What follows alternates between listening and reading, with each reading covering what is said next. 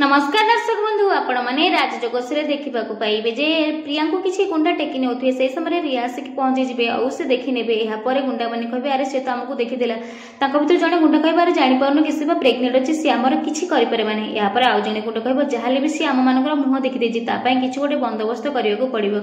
यापर भर आउ जड़े कह कि जाओ तुम गोटे बल नहीं आस ता कथा आम बुझा यापर जड़े गुंडा बल नहीं आसो ये सब शुणला रिया ऊपर को धाई चली आसुवे समय आउ दुई जन गुंडा आसिक रिया को धरी नेबे आउ से सीढ़ी रे बांधी देबे हाथ गोड़ सब किछि बांधी देबे यापर रिया चिल्लेबाकू लागिबे आउ से भीतर जड़े गुंडा कहबा कि जदि